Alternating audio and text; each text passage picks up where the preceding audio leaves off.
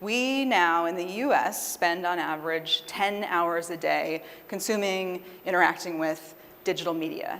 And a quarter of that is on mobile. And that's not even the highest country. Other countries in the world are doing this even more. So the behaviors that we have out in the world and in our homes and in our businesses are changing rapidly around digital.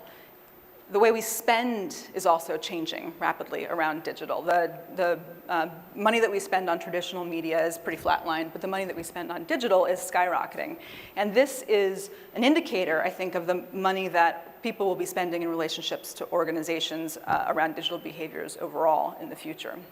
So consumers, customers, people, us, our behavior is embracing this digital future that you see depicted in this video, and the money that we spend is following suit.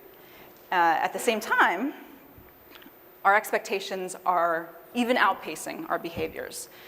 Basically half of global consumers are satisfied with their latest mobile experience with a business. That means half of them are not. And in fact, that number of folks who have are dissatisfied with the experience is increasing. Those who are satisfied, decreasing. So we're expecting more, we're expecting it better, and we're expecting it faster, even as our behaviors, in fact, evolve really rapidly around digital.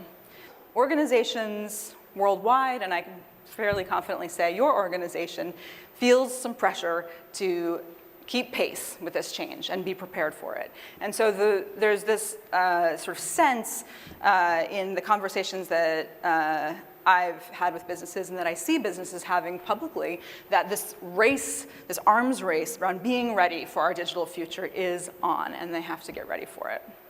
And in this sense of just massive change with trends kind of coming together, there's a lot of anxiety from a strategic perspective about where we need to start. But if you dig in on this, the greatest focus, the most likely change that's coming, the things we can basically count on are trends that have really clear implications for experience design. So certainly increasing sort of digitization of how we behave in social media, digitization of how we represent ourselves as consumers, increasing availability of internet.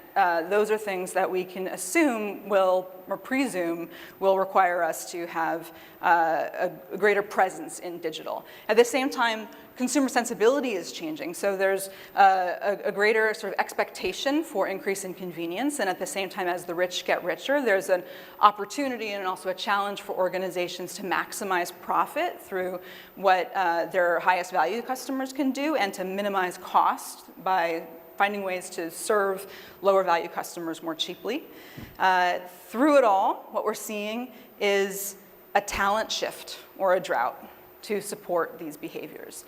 And so this is the context that organizations are finding themselves operating in, and this is the context that suddenly is putting a new bright light on the kinds of skills that user experience and experience design professionals bring.